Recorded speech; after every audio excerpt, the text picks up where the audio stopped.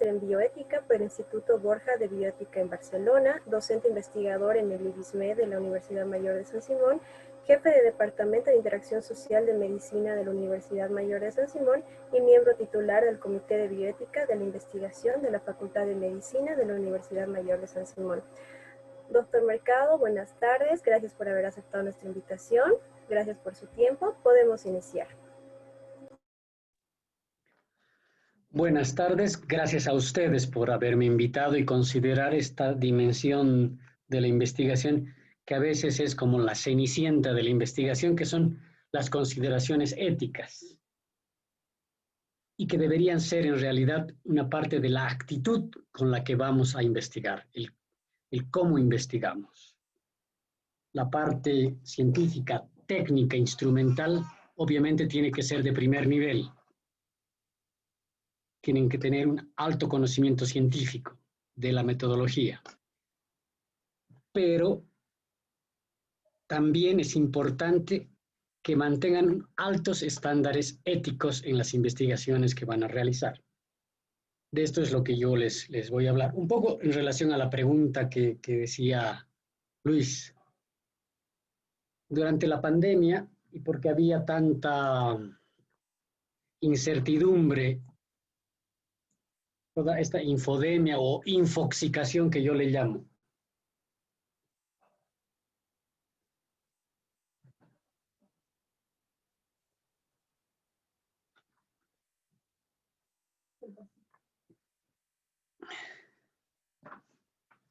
hemos tenido una avalancha de información abrumadora y era muy difícil discriminar, distinguir qué resultados eran valiosos y cuáles no. Formamos un grupo con estudiantes de medicina que nos dedicamos a traducir los últimos artículos que salían respecto a COVID, haciendo búsquedas con todas estas herramientas que les acaba de exponer brillantemente la doctora Claros. Los traducíamos, los comentábamos y los poníamos en una página de Facebook. Entonces ahí aprendimos a utilizar distintos traductores porque no todos los que estábamos en ese grupo dominamos el inglés. Porque ciertamente para leer un artículo hay que tener cierto nivel de inglés, pero para traducirlo esto tiene una exigencia todavía mayor.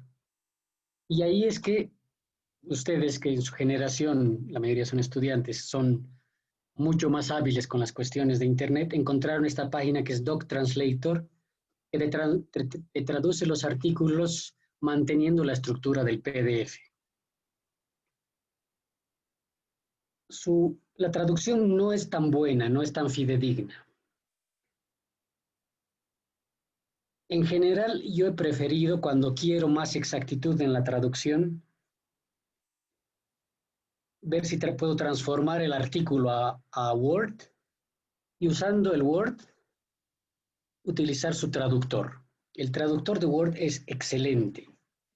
Agarra ciertos giros del lenguaje que a veces nosotros no tenemos presente en el inglés, y mi experiencia con textos científicos médicos es muy buena.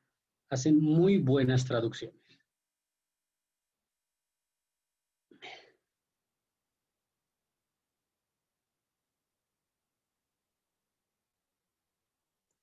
Pero volviendo a lo que nos toca,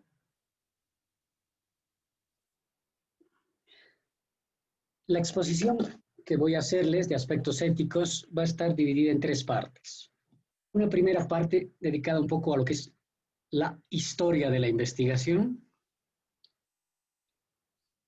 Una segunda parte con 8 criterios que utilizamos para evaluar si una investigación es éticamente correcta, es éticamente adecuada. Y una última parte que la vamos a dedicar a la ética de las publicaciones científicas. Este es un problema que está apareciendo ahora, se está haciendo cada vez más importante. Ya las 2 revistas que tenemos en la Facultad de Medicina han tenido que enfrentarse a problemas de este tipo.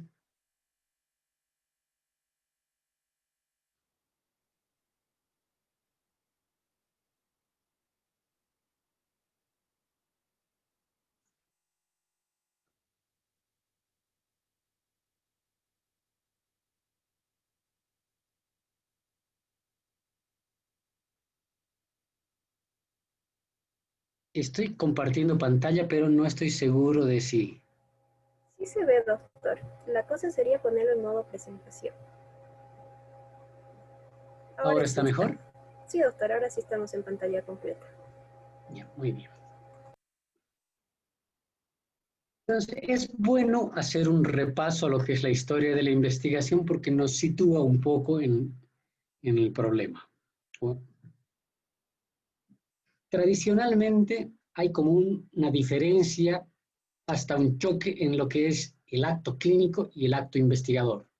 Ustedes son estudiantes de medicina en su mayoría, o los investigadores que son ya profesionales, tienen una obligación diferente cuando están en un acto clínico o cuando están fungiendo como investigadores. Es la misma persona, pero la actividad busca fines distintos. El acto clínico, recuerden que clínica viene de clinos, que es cama, el que se hace al pie de la cama del paciente. El acto clínico busca curar, rehabilitar, reponer la salud de una persona. El acto investigador, en cambio, no tiene como primer objetivo la responsabilidad por la salud de esa persona en particular. El acto investigador está buscando la generación de conocimiento nuevo, de innovaciones terapéuticas, diagnósticas.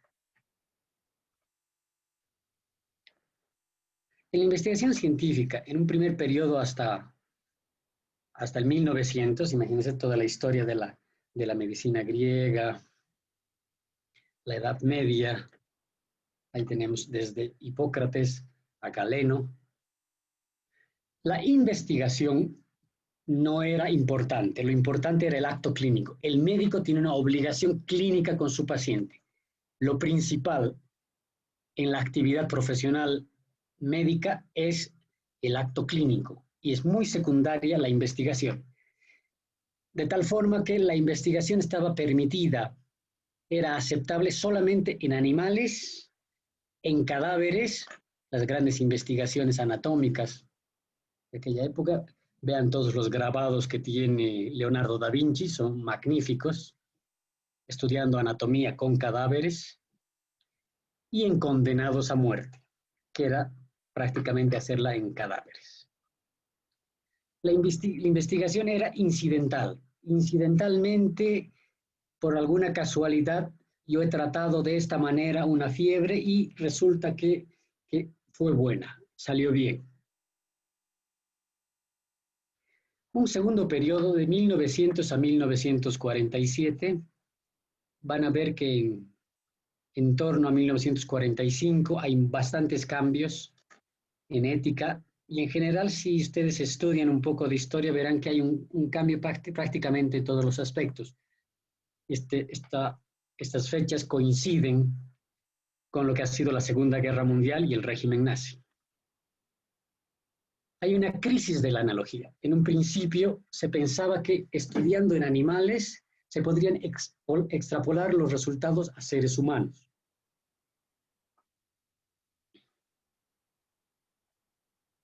Y esta crisis de la analogía tiene un punto altísimo con la talidomida, de la que ustedes escuchan desde embriología de primer año.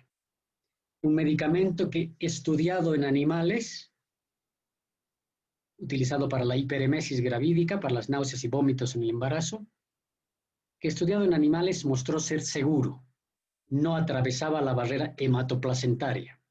Sin embargo, cuando se aprobó este medicamento y se empezó a distribuir, a comercializar en seres humanos y muchas embarazadas lo consumieron, el resultado fue el nacimiento de niños con afecciones de las extremidades, amelia, meromelia, focomelia, demostrando que la investigación solo en animales y que por analogía se aplicaban a seres humanos no es suficiente. Posteriormente ha empezado a crecer el interés o el compromiso con lo que es la voluntad de los sujetos que participan de la investigación, enfatizando el consentimiento voluntario, que acepten voluntariamente, que participen voluntariamente en las investigaciones, que se ha ido volviendo más importante que solamente el producir efectos, datos que pueden beneficiar a la sociedad. La investigación hoy en día que solamente se justifica por un deseo de aumentar conocimientos, que no considera aumentar conocimientos y beneficiar a la humanidad, y que no considera la voluntad de los pacientes de participar, está mal vista. Decíamos que en el régimen nazi marca ahí un punto de inflexión, un quiebre en lo que ha sido la ética en la investigación, y en este sentido fundamental del consentimiento voluntario, porque en los campos de concentración judíos, el más famoso médico es Joseph Mengele, realizaban toda una serie de investigaciones con presos, con judíos, con gente discapacitada, intentando probar teorías, obviamente sin informarles de qué se trata. Los presos no podían decir nada. Hay investigaciones que son escalofriantes con gemelos, que le encantaba este tema a Joseph Mengele.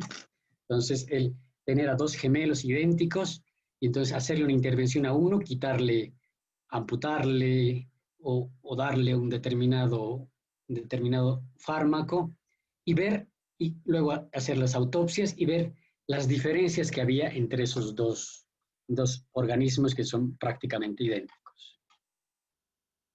Entonces, después de esta experiencia traumática para la humanidad en general y para la medicina y la investigación en salud en particular, se inicia un tercer periodo, empieza de 1947.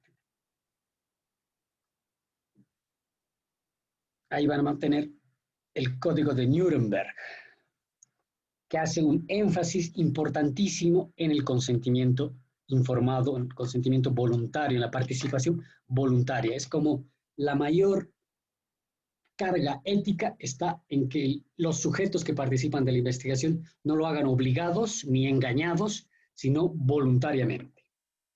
Pues después de 1947 tenemos nostálgicos, ¿no? Menos importancia al consentimiento. El consentimiento en realidad es una barrera, es una limitante, es un obstáculo que nos están poniendo los investigadores. Podíamos investigar más tranquilamente cuando no, a esto del consentimiento no lo tomábamos tan en cuenta. Ay, perdón. Bueno, ahí pasamos a esto.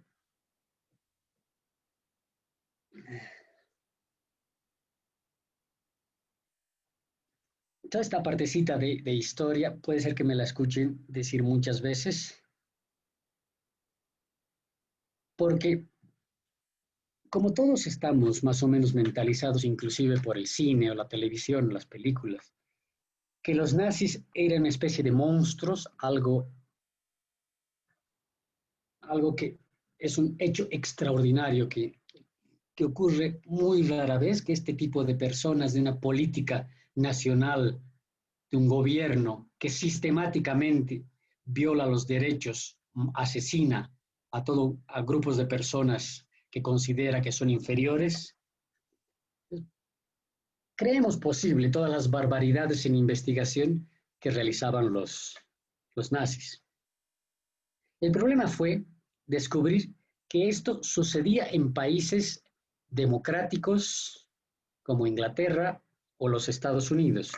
Es el ejemplo de 3 investigaciones que se dieron en Estados Unidos, donde se viola este principio básico del consentimiento voluntario o informado. Uno es el estudio de Tuskegee, del cual seguramente han escuchado hablar, que son aproximadamente 400 varones negros que tienen sífilis y que se investigan desde 1932 a 1972, durante 40 años. Se empieza la investigación con el tratamiento que se consideraba efectivo, el que se aplicaba, el tratamiento estándar para la sífilis en 1930. Lo curioso es que hacia 1945 ya se sabía que la penicilina era un tratamiento eficaz para la sífilis. Ya estaba disponible para su adquisición, para su aplicación a la población. Y los que dirigían este estudio deciden que a los pacientes, a esos casi 400 varones negros que estaban en el estudio, no les iban a aplicar ni informar que existía el tratamiento con penicilina. Se establece inclusive un sistema para que en toda la zona que está en el sur de los Estados Unidos, zona donde hay negros empobrecidos, analfabetos, segunda generación después tenían sus padres o sus abuelos que habían sido esclavos, por lo tanto, personas vulnerables, excluidas por pobreza, por ignorancia. Pues, en toda esa zona, ningún hospital o centro de salud, tenían la lista, les iba a hacer el tratamiento para la sífilis con penicilina. Mantienen de 1932 hasta 1972 haciéndoles un seguimiento hasta la autopsia para ver la historia natural de la sífilis. Un segundo estudio en conscriptos, en jóvenes que estaban en el servicio militar. En este caso, son personas que tienen una infección faríngea por estreptococos beta hemolítico y a una parte de ellos se les da placebo, mientras que a la otra parte se les da penicilina benzatínica, que como ustedes saben es la profilaxis probada y efectiva para la fiebre reumática. El resultado es que hay algunos que contraen, que sufren de fiebre reumática, otros de glomerulonefritis aguda. No se les informa, evidentemente, de lo que consta el estudio. Un tercer estudio en los Estados Unidos, un país democrático que había ganado la guerra contra los nazis, que por lo tanto era el campeón de la libertad y del respeto a los otros seres humanos. Hay un hospital judío de enfermedades crónicas que curiosamente, paradójicamente, tenía como internos muchos que habían sobrevivido a los judíos, que habían sobrevivido a los campos de concentración y que luego migraron a los Estados Unidos. Ancianos, debilitados, y lo que se quería probar era inyectarles células cancerosas, buscando probar si los organismos debilitados hacían una reacción inmunitaria menor, más débil. No se les informa de qué consta la investigación, no se les pide su consentimiento, se les dice simplemente que les están pinchando para hacerles un análisis. Los autores de esta investigación, los que dirigen esta investigación, defendían a capa y espada lo correcto de la investigación. Evidentemente ustedes también coincidirán conmigo que el cáncer no se transmite porque inyectes células cancerosas. Pero los investigadores en este caso se negaron, ninguno aceptó que se probara en ellos. Si es tan inocua la intervención que están proponiendo, ¿por qué no se la aplican ellos mismos y prueban como un grupo de control? Ninguno de ellos aceptó, aunque decían que era muy segura, que no había ningún riesgo para los pacientes, ninguno de ellos se pasó por la intervención. Como resultado de todas estas violaciones de los derechos humanos en investigación científica médica, surgieron normativas, regulaciones, que nos orientan acerca de principios éticos para juzgar una investigación científica. Aquí les menciono 4. Creo que una de las más importantes es la Declaración de Helsinki. Está en su versión, no me acuerdo qué número de versión, pero está en la versión del 2013. La encuentran en internet, la pueden descargar. Les recomiendo enfáticamente que por lo menos una vez en su vida lean la Declaración de Helsinki. Van a tener una gran idea de lo que es la ética en la investigación. Las pautas de la CIOMS, que es una ONG adscrita a la Organización Mundial de la Salud, son bastante sencillas, asequibles. Estas pueden buscar y están inclusive agrupadas por temáticas. Hay problemas con el consentimiento informado, problemas con grupos control.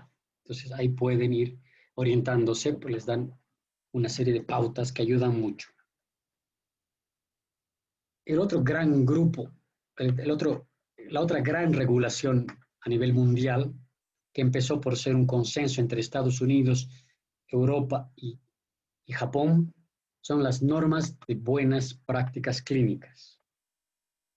Ese es el estándar a nivel mundial de un ensayo clínico, pero que por analogía deberíamos utilizar para toda la clase de investigaciones que estamos realizando, sean observacionales, sean de salud pública, sean descriptivos. Nos ayudan a tener un patrón, un canon de lo que debe ser una investigación. En Bolivia prácticamente han usado lo mismo. Existe la norma para estudios clínicos y que rige legalmente en nuestro país lo que son los estudios clínicos. Les conviene repasar esta normativa en Bolivia para que no se metan en problemas legales, no solamente éticos, sino legales.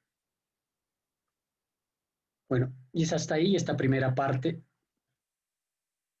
Si hasta aquí hubiera algunas preguntas.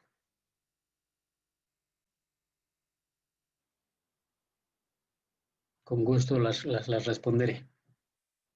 Si no, pasamos a la segunda parte, que es la más larga y puede que pesada. Aquí hay una pregunta que dice, ¿no fue Rusia? Ahí no sé a qué se refiere. Daniel Ortiz, tocayo.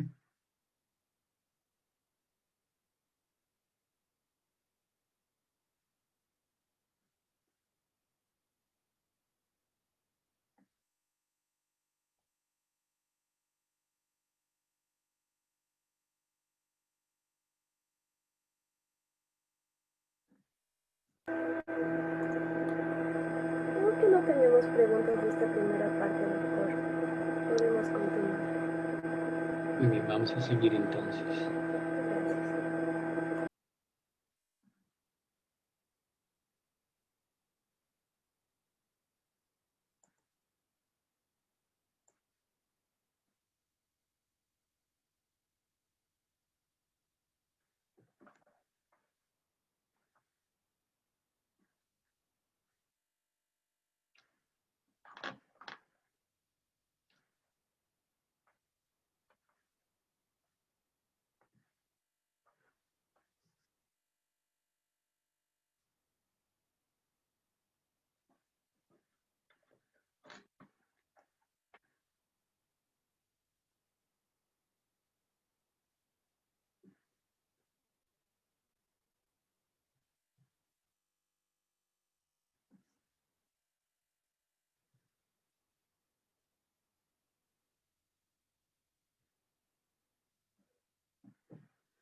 Entonces, comenzamos con esta segunda parte.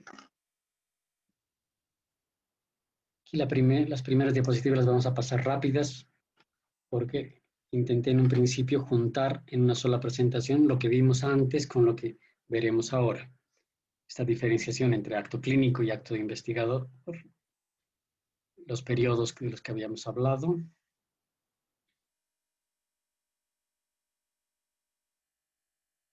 Ahí no, espera, no, estamos mal.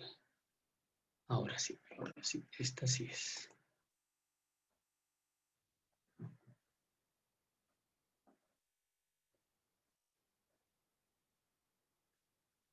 El fin intrínseco de la ética es buscar el bien de las personas. Nuestra responsabilidad hacia el bien de las personas. Cuando estamos hablando de ética y ética en la investigación, ética en la medicina, hay que recordar que no es una barrera, un obstáculo, unas trabas que nos están poniendo para investigar mejor, más requisitos, más burocracia, sino que lo que se nos está pidiendo es responsabilidad por lo que hacemos. Y la responsabilidad se asume por nuestros actos en función a los demás. Vamos con...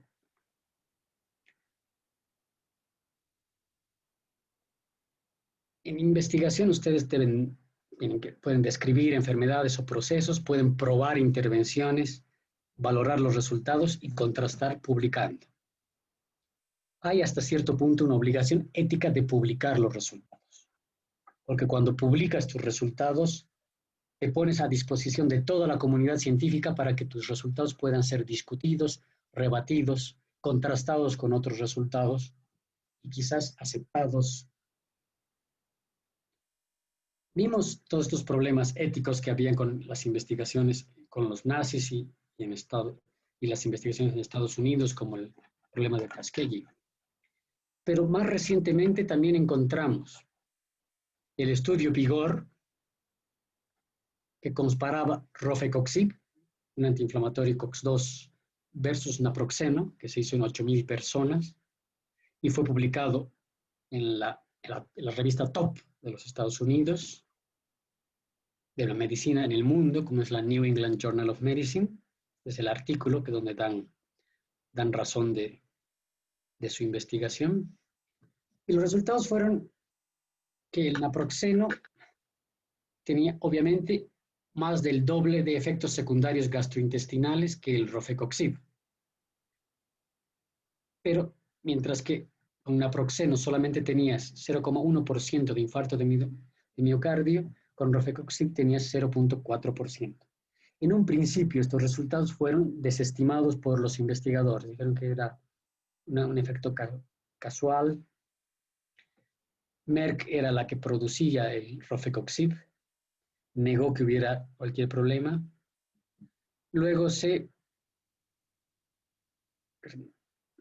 supo que en realidad la Merck no había publicado, no había hecho públicos todos los archivos de su investigación y que solamente había publicado lo que le convenía.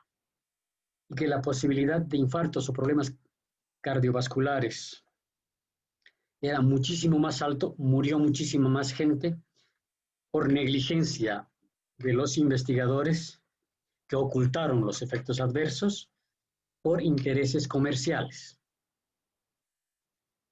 Joan Laporte, que es un gran investigador, tiene un muy buen libro acerca de ensayos clínicos, que está libre inclusive y se lo puede descargar en la red. Él fue uno de los que denunció esta investigación y mostraba con análisis de los datos que había un problema con el rofecoxib. La Merck, que es la que produce Vioxx, es el medicamento, el nombre comercial. La Merck le hizo un juicio, él ha apelado y después de varias apelaciones le ha ganado el juicio a la Merck, pero hasta hace 2 años todavía no había conseguido que la Merck le pague todos los daños y perjuicios que había tenido por el juicio que le inició la Merck. Nuevamente recordando las regulaciones. Y ahora voy a exponer lo que utilizamos en el Comité de Bioética para valorar éticamente los protocolos de investigación que se nos remiten y que parece una forma práctica de hacer esta evaluación muy buena.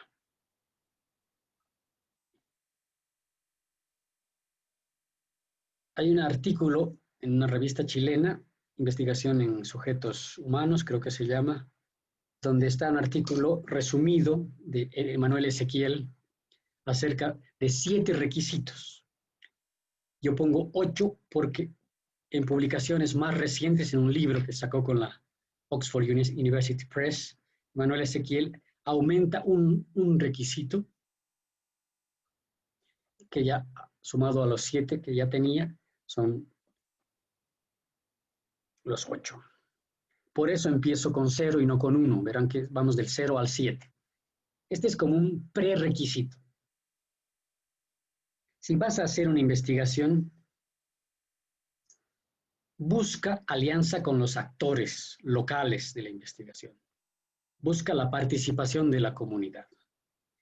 Que sea una investigación que tiene que ver con la realidad de esa comunidad. No hagan como muchísimos investigadores helicóptero, que llegan en helicóptero, se asientan en el lugar, realizan la investigación y con la misma facilidad desaparecen.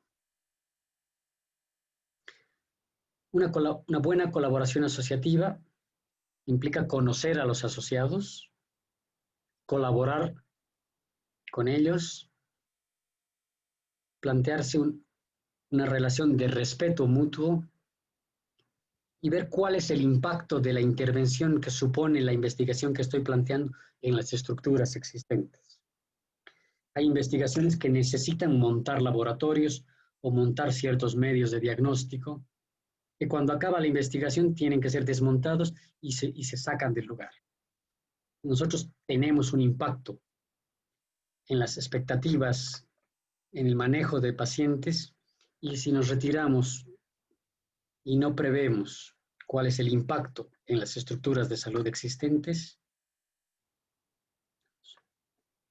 suponiendo, esto es como una escalera, suponiendo, vamos un peldaño a peldaño, cuando hemos revisado y el primer requisito lo tenemos, consideramos que cumplimos, pasamos al segundo, al tercero, al cuarto, como si estuviéramos subiendo gradas. Entonces el siguiente, suponiendo que hemos cumplido lo que la valoración en la colaboración asociativa indica, pasamos a considerar el valor social de la investigación. ¿Implica una mejora en salud o bienestar? Otra manera de preguntarse por esto es, ¿en qué cambia el estado de conocimiento científico mi investigación? ¿Aporta algo mi investigación? ¿Es necesaria? Pues absolutamente superficial, no va a aportarle nada a la sociedad. Hace un momento hablábamos de ese estudio sobre la fiebre reumática en conscriptos. Este es ejemplo de una investigación que no aporta nada nuevo. Ya se sabía antes de esa investigación por otros estudios que la penicilina benzatínica era la profilaxis adecuada y efectiva para la fiebre reumática. Entonces, hacer nuevamente un estudio para probar algo que ya está probado, repetir una investigación solamente porque quiero hacer una investigación, porque puedo copiar o puedo inspirarme en la metodología que han utilizado y quiero probarla en Bolivia, en nuestro medio. Con ese pretexto se hacen muchas investigaciones que quizás son redundantes. Este es un ejemplo de una investigación que no tenía valor social. Después pasamos, suponiendo que me he respondido positivamente a la pregunta de si mi investigación tiene valor social, si es importante para el conocimiento científico, entonces paso a considerar la validez científica de mi estudio. A veces, la gran mayoría de los investigadores son personas a las que admiro y a las que agradezco y agradecemos todos su gran labor. Son los investigadores que ahora están consiguiendo avances en torno a esta terrible pandemia que estamos sufriendo. Pero también en ocasiones existen investigadores que dicen, ustedes se tienen que dedicar solamente a la evaluación ética. Claro, es un concepto muy particular de ética, que no está hablando de derechos humanos, una visión panorámica más global de lo que es ética, sino que creen que ética es solamente si tiene o no tiene el formulario de consentimiento informado. O deben suponer que como por ética nosotros lo que tenemos que ver es que no sean inmorales, que no sean borrachos. que cumplan principios religiosos. No entiendo bien cuando hacen ese tipo de observaciones que uno se tiene que dedicar solamente a la ética. Un aspecto ético importante es que una investigación tenga validez científica. Una investigación que no está bien diseñada y que después de todo el esfuerzo y la inversión de recursos materiales y humanos para hacer la investigación,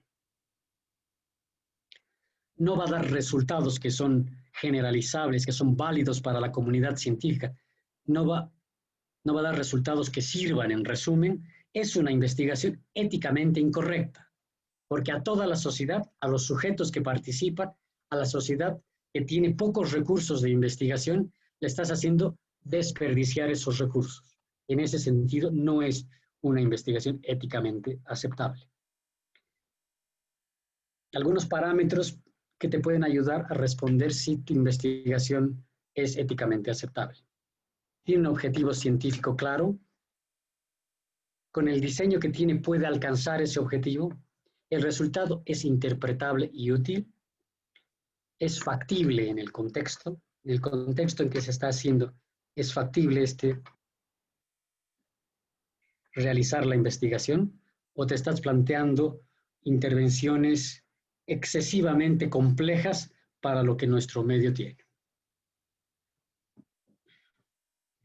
En esta pandemia hemos tenido, por eso les digo que los investigadores son un elemento fundamental para la salud de nuestro país y para nuestra universidad también. Hemos recibido 2 protocolos que se están ejecutando, uno que tiene el problema del financiamiento, por esto también es importante la factibilidad, y dentro de los documentos que el Comité de Bioética pide a los investigadores en el protocolo está el presupuesto, la fuente de financiamiento. Se están haciendo 2 investigaciones que implican el uso de ivermectina para probar si la ivermectina funciona o no. Es eficaz, es segura.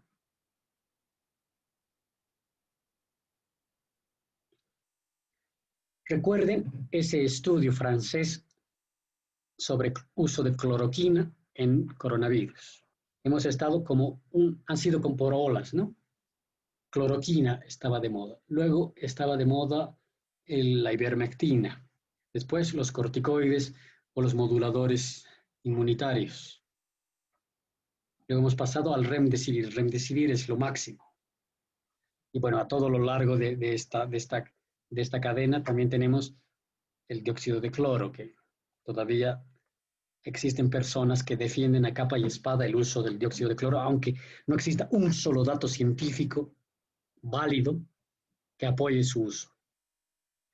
Pero les decía que recuerden la primera investigación sobre cloroquina. Era una investigación que no era aleatorizada, que no tenía grupo control, que tenía muy pocos pacientes, pero que supieron hacer publicidad y marketing de esa investigación.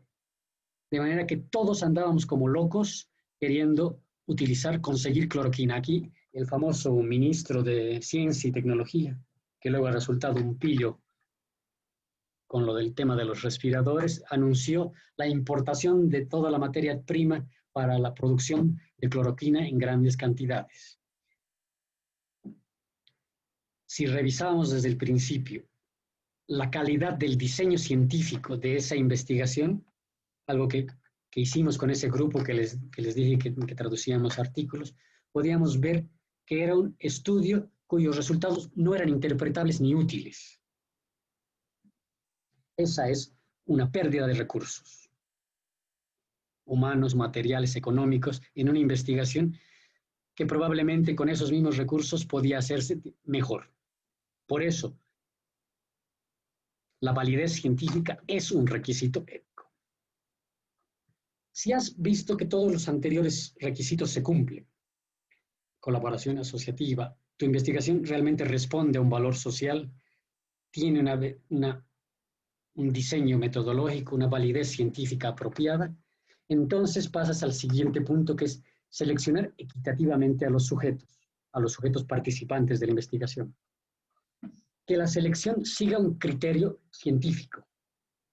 así como la inclusión se hace por necesidad de la investigación, la exclusión también tiene que estar justificada y debemos ver que los sujetos participantes tengan los riesgos y beneficios repartidos.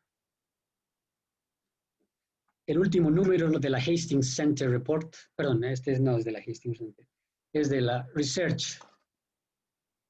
Antes se llamaba IRB, es una revista del Hastings Center, que es uno de los principales institutos o centros de bioética en el mundo, uno de los primeros en todo el mundo, en Estados Unidos, y uno de los más importantes, que estaba dirigido por Daniel Callahan, uno de los padres de la bioética.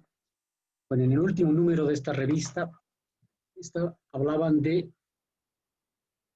la inclusión o las consecuencias de la exclusión de embarazadas de muchos ensayos clínicos, y en este caso de los ensayos clínicos relativos a COVID.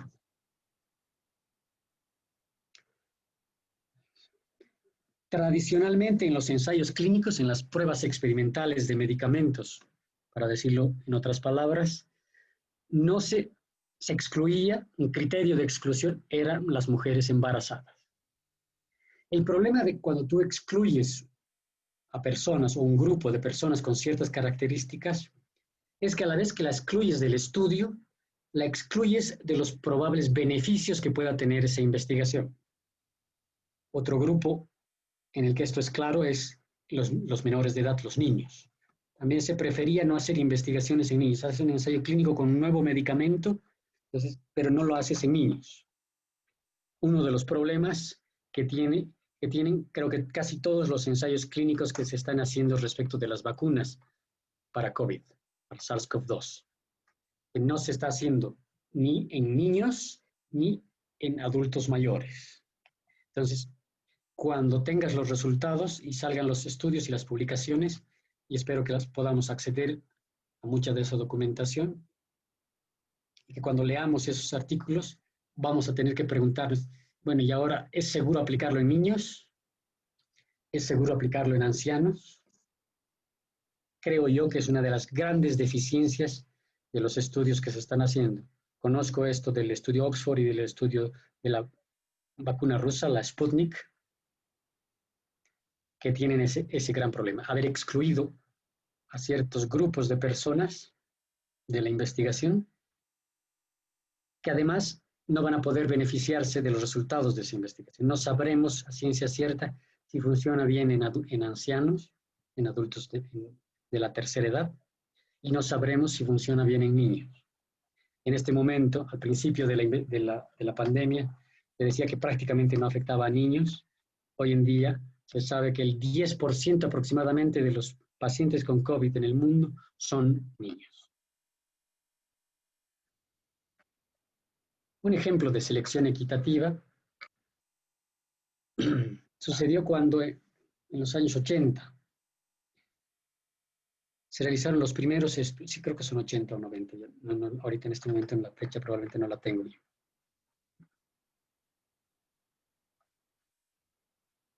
Cuando se hicieron en Estados Unidos las primeras investigaciones del tratamiento profiláctico con sidobudina, AZT, para disminuir la transmisión materno-fetal del VIH. Se hicieron en Estados Unidos la comparación entre un grupo que recibía placebo y otro grupo que recibía la sidobudina. Desde la semana 34 hasta el nacimiento por vía oral, el nacimiento por vía intravenosa a la madre y por vía oral luego del nacimiento el neonato, comprobándose una disminución del 70% en la tasa de infección de los neonatos por VIH, disminuyendo la transmisión materno-fetal de VIH. El problema surgió cuando estas investigaciones que se habían hecho en Estados Unidos, financiadas por Estados Unidos, se empezaron a hacer en países en vías de desarrollo, en el Caribe, en África, en Tailandia. Y hubo una gran discusión, grupos encontrados, unos que decían que cómo es posible que si ya se ha hecho la investigación, ya se ha probado cuál es la intervención efectiva, ya se sabe que es más efectivo que el placebo, ¿cómo es posible que vayan a repetir esta investigación en el África? Si ya se sabe que la sidobudina es el tratamiento efectivo. Entonces, no deberían hacer nuevamente estudios utilizando placebo. Están condenando a miles de niños o a cientos de niños a contraer VIH. Se pusieron apodos. Entonces, los que decían que no se debería hacer la investigación en países subdesarrollados, en países pobres, repetir las investigaciones de Estados Unidos, eran llamados colonialistas éticos, que están aplicando la ética propia de sus países a otros contextos. Y los que estaban en contra de que se utilicen, que se hagan estas investigaciones en países en desarrollo, en países pobres, llamaban a los otros explotadores. Estaban explotando, se estaban aprovechando de poblaciones vulnerables que por pobreza iban a aceptar, obviamente, que se hagan las investigaciones, pero que no eran éticamente aceptables. De forma que la Declaración de Helsinki, su número 28 o 29, si no estoy seguro, del año 2000, decía que era aceptable el uso de placebo, en las investigaciones de nuevos fármacos, cuando se evaluaba para evaluar la carga, la eficacia, los beneficios de un nuevo medicamento, por ejemplo, debía utilizarse no versus placebo, sino versus el mejor tratamiento existente, entendiéndose que era el mejor tratamiento existente en cualquier lugar del mundo. Por lo tanto, no estaba bien, según esa versión de la Declaración de Helsinki, utilizar placebo cuando existe un tratamiento efectivo. Hubieron artículos a favor, artículos en contra, cuchillos que iban de un lado al otro, cuchillos que iban del otro, pero al final varios investigadores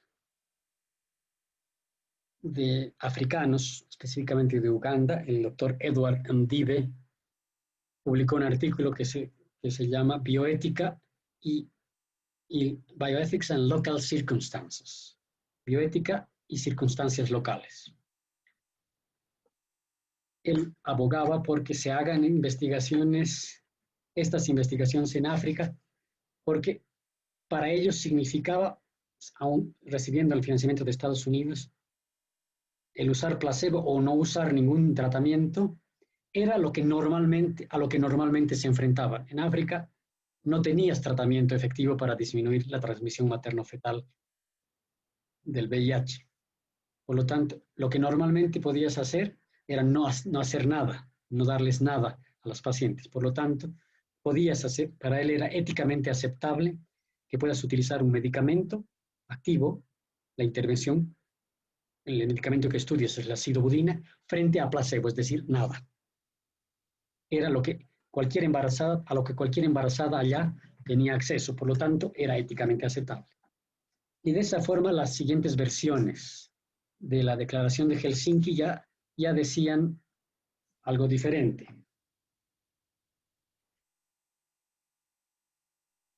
Ahora está del número 33 en adelante lo que es el número del placebo en la Declaración de Helsinki. Y se las leo. Los posibles beneficios, riesgos, costos y eficacia de toda intervención nueva deben ser evaluados mediante su comparación con las mejores intervenciones probadas, excepto en las siguientes circunstancias. Cuando no existe una intervención probada, el uso de un placebo o ninguna intervención es aceptable.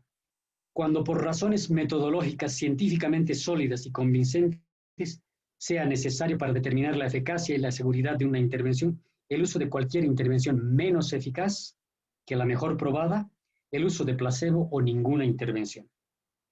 Los pacientes que reciben cualquier intervención menos eficaz que la mejor probada, el placebo o ninguna intervención, no correrán riesgos adicionales de daño grave o irreversible, como consecuencia de no recibir la mejor intervención probada. Y termina diciendo el número 33, se debe tener muchísimo cuidado para evitar de esta opción, abusar del uso del placebo.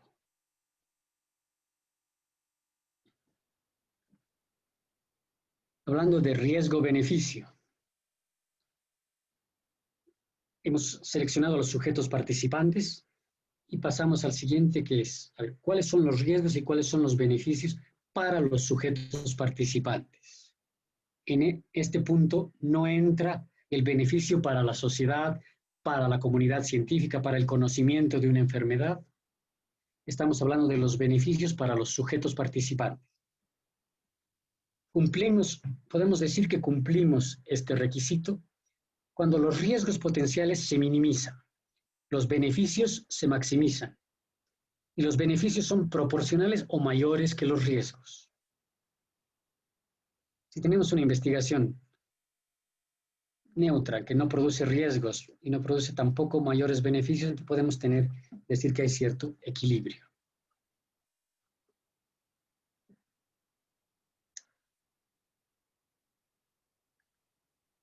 Bueno, aquí el ejemplo del estudio Tuskegee es como paradigmático. Eran sujetos que no recibían ningún beneficio, pero subían toda la carga. Todos los riesgos los llevaban los sujetos participantes del estudio Tuskegee. Y además de tener riesgos para ellos, riesgos para toda su familia, o para las circunstanciales parejas sexuales que tuvieran. Llegado a este punto, que hemos visto riesgos y beneficios que estén adecuadamente equilibrados, llega el punto del consentimiento informado. La Declaración de Helsinki y las normas de buenas prácticas clínicas exigen que este sea un documento escrito. Sin embargo, yo quiero poner el acento en que es un proceso de información. Una persona solamente puede haber aceptado voluntariamente algo si le has dado la información necesaria. Si yo no sé nada, yo te puedo decir sí, pero no sé a qué cosa le estoy diciendo sí. Por eso se habla de consentimiento informado. A veces lo que hacemos es consentimiento, sí, le pedimos permiso, pero desinformado. No le decimos en qué consiste la investigación o no consideramos que esa persona pueda comprender lo que le estamos proponiendo y por tanto su consentimiento no es válido. Algunos elementos que debe contener un consentimiento informado. Se debe explicar la finalidad del estudio en un lenguaje apropiado para la persona a la que le estamos informando y pidiendo su consentimiento. Tiene que informarse acerca de los riesgos. Tiene que informarse acerca de los beneficios.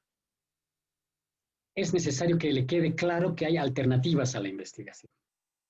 Esto se refiere fundamentalmente a la temática de cuando el médico tratante es el que propone a los pacientes participar de la investigación, al paciente le tiene que quedar claro que el no participar de la investigación no significa una ruptura de la relación médico-paciente o que lo van a dejar abandonado a su suerte.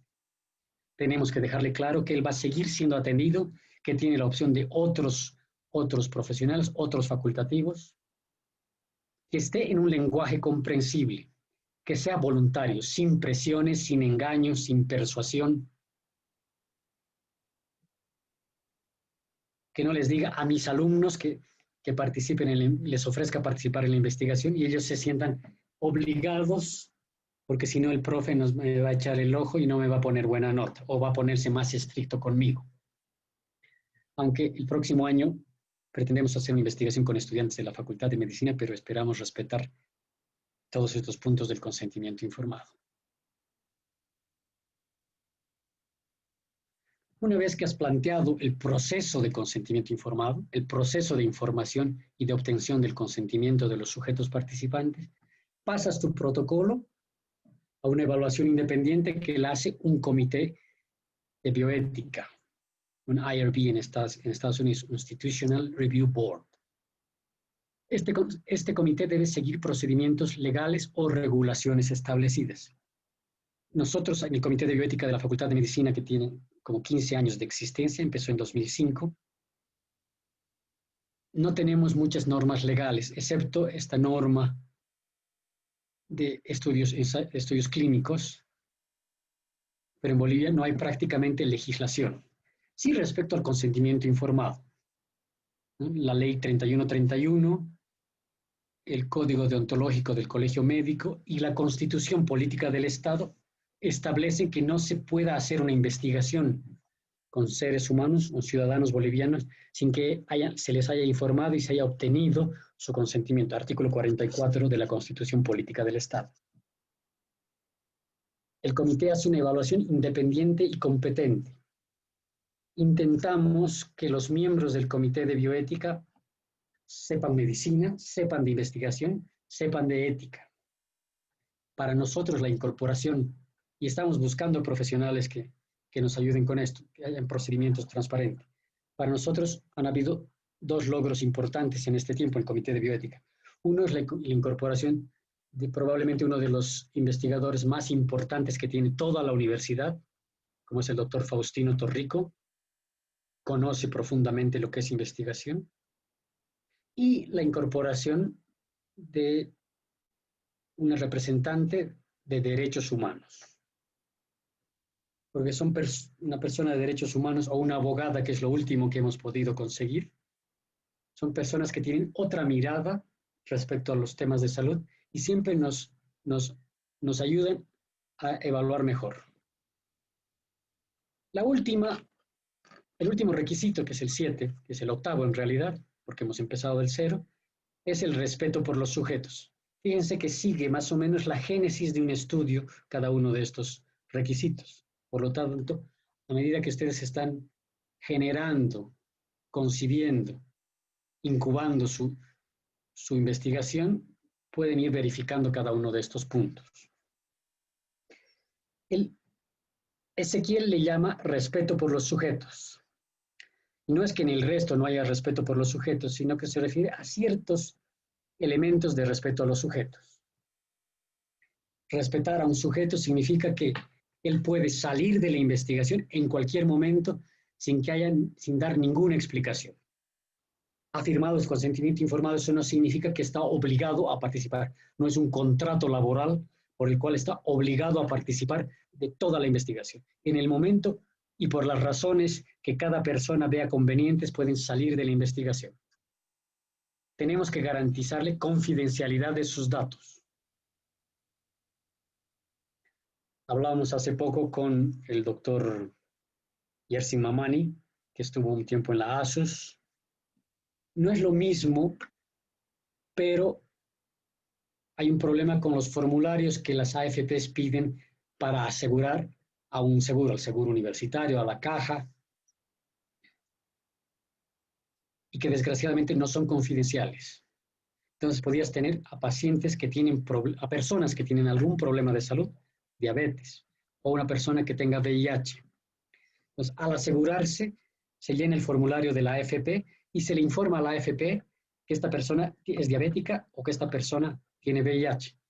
Estos formularios están a disposición de los empleadores. Entonces, ellos, como pueden acceder a esos datos, podrían despedir a estas personas. A mí no me conviene tener una persona con VIH porque se va a enfermar y va a ser más gasto, no me va a servir. O una persona con diabetes va a tener que estar con problemas, probablemente termine con diálisis, entonces mejor no lo contrato. Son problemas de no tener cuidado con la confidencialidad de los datos. Cuando aparecen nuevos datos acerca de la investigación que estamos realizando, estos se deben comunicar. Si estoy estudiando un fármaco y se ha descubierto nuevos efectos secundarios, tengo la obligación de comunicarlos a los participantes.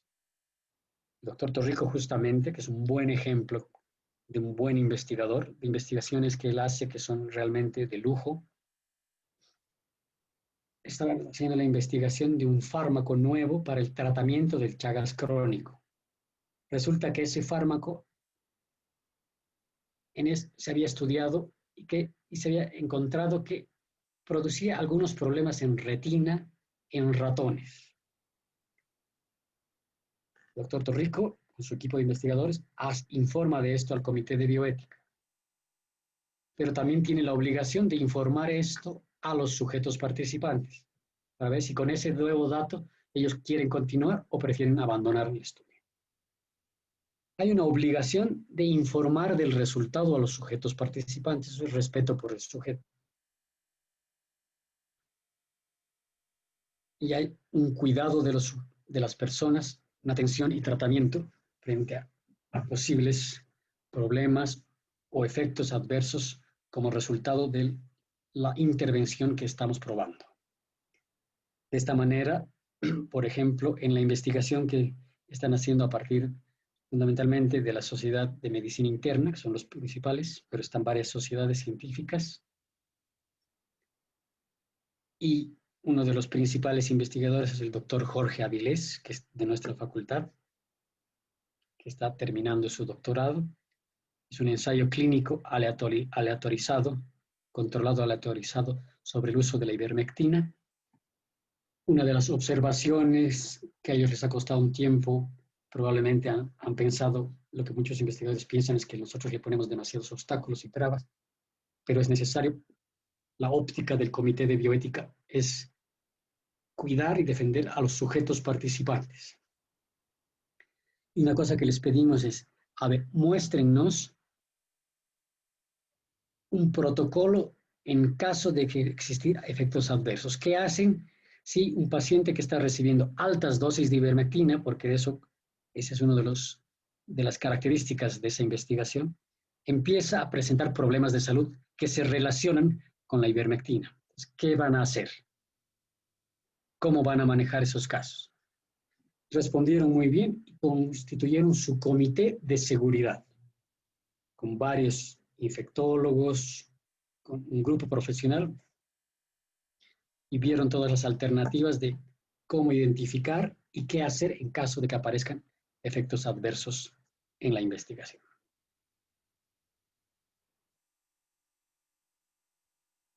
Esto era lo que en este punto yo tenía para investigarles.